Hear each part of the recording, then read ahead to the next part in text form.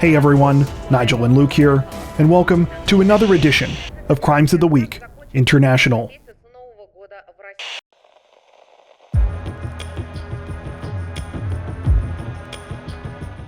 Authorities in the Australian state of Queensland say that 2 men have been arrested this week following a violent carjacking that resulted in a lengthy police chase and put 2 people in the hospital. According to reports, the incident took place on the morning of May 11th in Queensland's Western Downs region. It began at around 8:30 a.m. when 2 people in the town of Dalby, who were sitting in their Mitsubishi pickup truck, were approached by 2 armed male suspects. The suspects demanded that the victims hand over the keys to the truck. When they refused, they shot the male driver in the groin and took the vehicle by force. After fleeing the scene, the truck was spotted by police, who initiated a pursuit.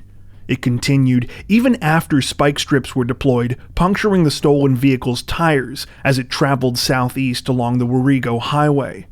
The incident finally came to an end after more than an hour and a half when the suspects crashed into a motorcyclist in the city of Toowoomba. Apparently, the motorcycle rider had only had his license for 8 days. The 2 suspects were both taken into custody following the crash, though at the time of this recording have only been identified as 2 men ages 31 and 34. 2 firearms were found in their possession at the time of their arrests, and police say that both suspects were known to them before the violent incident.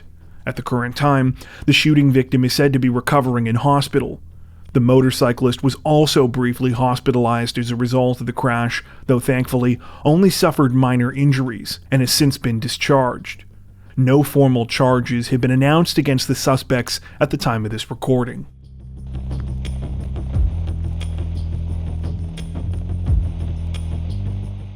Authorities in the Brazilian city of Rio de Janeiro say that 9 people are in custody this week and several others are being actively searched for after a violent bank robbery was thwarted by a multi-agency law enforcement task force. According to reports, the incident began at around 4 a.m. on May 11th when a group of at least 12 armed gang members showed up at a branch of the Caixa Econômica Federal, a state-owned bank and financial services company located in northern Rio's Cocota neighborhood. After making their way inside, the gang members went to work trying to get to the branch's money. However, it wasn't long before they were met with a surprise. It turned out that police knew about their plan and had already organized an operation in response. Before the suspects could get inside the branch's vault, they were surrounded by dozens of military police officers and other law enforcement personnel. After realizing that they had walked into a trap, the gang members tried to fight their way out, engaging police in a violent shootout and detonating explosives they had brought with them to try and get away. However, they were eventually overpowered, leading to 9 of the suspects being arrested. The few who managed to escape reportedly did so empty-handed and are now actively being searched for by police. While the situation is still being investigated, authorities have so far announced that all of the suspects arrested in this week's operation were from other states. It's alleged that they were acting on behalf of a drug gang.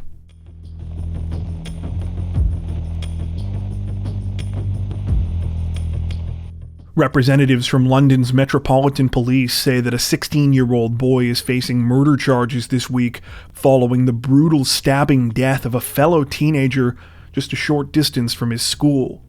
According to reports, the incident took place on the afternoon of May 5th when 16-year-old Rennell Charles was on his way home from the Kelmscott school he attended in northeast London's Walthamstow neighborhood.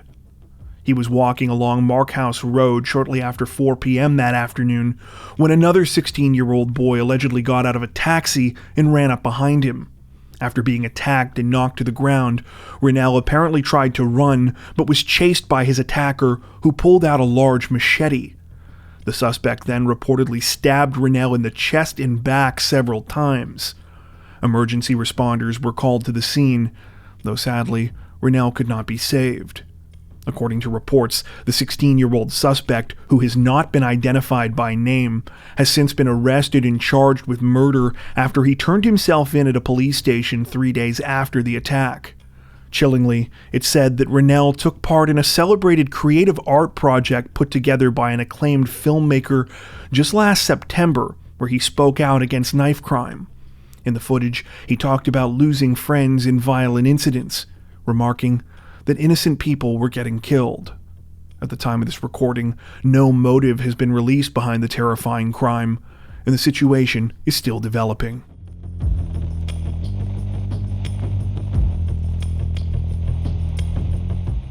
Authorities in southwestern Germany say that 2 people are dead this week and 1 person has been arrested following a shooting at a factory belonging to one of the country's largest car manufacturers.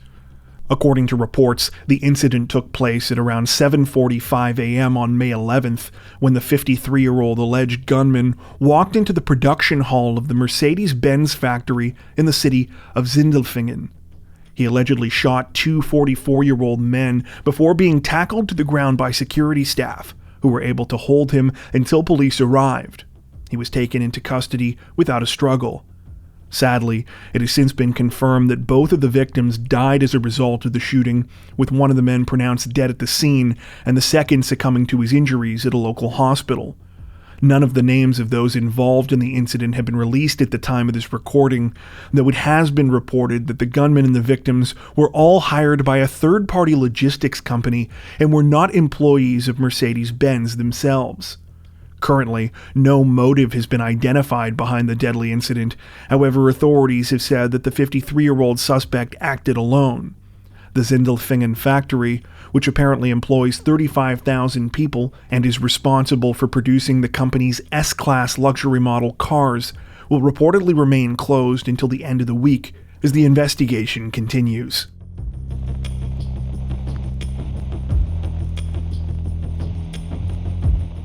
Representatives from South Korea's National Police Agency say that a 39-year-old man has been arrested and is facing murder charges this week after he allegedly went on a stabbing spree which left 2 people dead and another person seriously injured. According to reports, the incident took place on the evening of May 10th at an apartment building in the city of Siheung, located about 16 miles southwest of the capital of Seoul. It allegedly began when the suspect, identified only as a 39-year-old Chinese national of Korean descent, lost 1.6 million won, or about $1,200 US, while playing an online gambling game. Apparently, the man was already the equivalent of about $60,000 US in the hole, but losing this much money in a single day was what pushed him over the edge. Police alleged that the man first started by stabbing his friend, identified only as a man in his 40s, who is thought to have been the one that introduced him to internet gambling in the first place.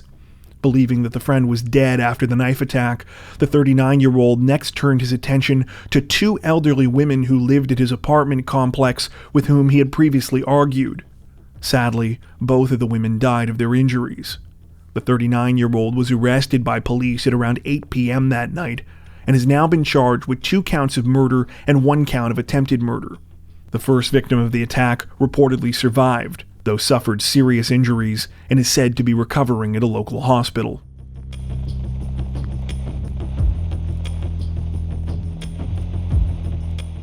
Authorities on the Indonesian island of Java say that a 25-year-old man is facing murder charges this week after he allegedly killed his wife in a fit of rage and then tried to cover up the crime to make it look like she had choked on food. According to reports, the incident took place on May 5th when the suspect, identified only by the initials RD, got into a heated argument with his wife, 27-year-old NAS, in the bedroom of their home. It's unclear what exactly the fight was about, but police allege the situation escalated to violence when NAS told RD that she planned to leave him and take their young child with her. That's when RD reportedly grabbed his wife by the neck, strangling her until she passed out, at which point he covered her face with a pillow until she was dead. After the murder, RD apparently realized that he would have to explain the situation, so he set to work covering up the crime. He went out and did some grocery shopping, then returned and stuffed some of the food into his dead wife's mouth, making sure to mess up their bed sheets so it looked like NAS had been struggling and gasping for air.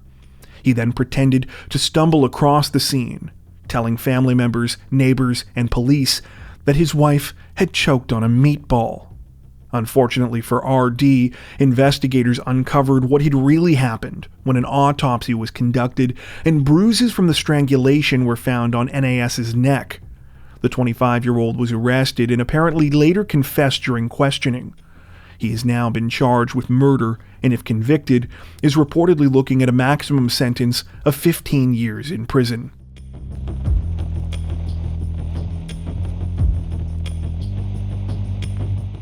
Authorities in Thailand's Roi Et province say that a 63-year-old accused murderer is finally in custody this week, nearly 16 years after he allegedly murdered his wife during the middle of a road trip. According to reports, the case began all the way back in August of 2007 when the suspect, identified only by the name Adirek, set out for a long journey with his wife on their motorcycle. They were supposed to travel more than 300 miles north from their home in Saraburi province to visit Adirek's mother in Prae. However, when Adirek arrived, he was alone. Following an investigation, authorities determined that about halfway into the trip, Adirek brutally attacked his wife with a helmet until she was dead. He then chillingly left her body at the side of the road while continuing his drive as if nothing had happened. Though murder charges were filed against Adirek shortly after his wife's body was found, by this point he had already fled and could not be located. It wasn't until this week, more than a decade and a half later, that he was discovered living at a temple in Roi Et province, in the east of the country. While police have so far not commented on how they were able to track down Adirek after all this time, they have stated that he confessed to the crime following his arrest. At the time of this recording, he remains in custody and will soon be extradited back to where the murder allegedly took place to stand trial.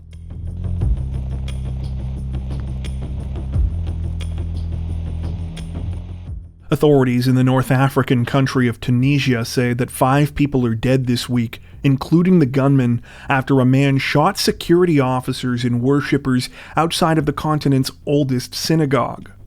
The incident took place sometime on May 10th, when the gunman opened-fired outside of the El Ghriba synagogue, located on the Tunisian island of Djerba.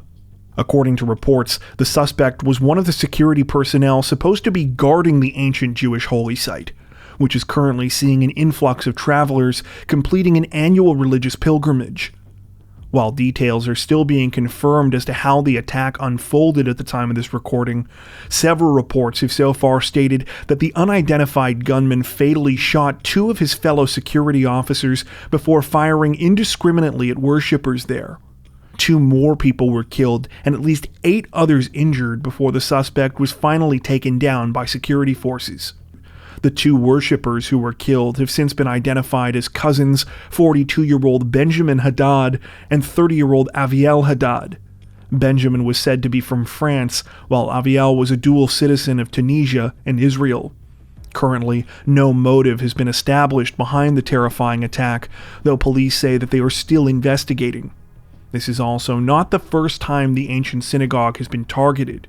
In 2002, more than 20 people were killed by Islamist militants in a bombing attack near the site. Before we wrap up, we'd like to take a second to give a huge shout out to everyone who has made it this far into the video. Seriously, thank you so much for watching. If you found today's upload interesting and informative, we'd be honored if you consider liking and subscribing, as well as hitting the notification bell and selecting all notifications to stay up to date with our latest releases. If you're looking for additional ways to help support the channel, we'd love to have you join us over on Patreon. Patrons get ad-free and early access to all of our content, as well as 4 additional stories per week for each of our Crimes of the Week and Crimes of the Week International videos.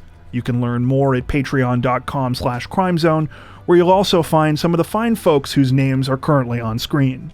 All that being said, we understand that not everyone has the means to support financially, and that's totally okay. We appreciate every like, sub, share, and comment that you send our way. Once again, thanks so much everyone, and take care.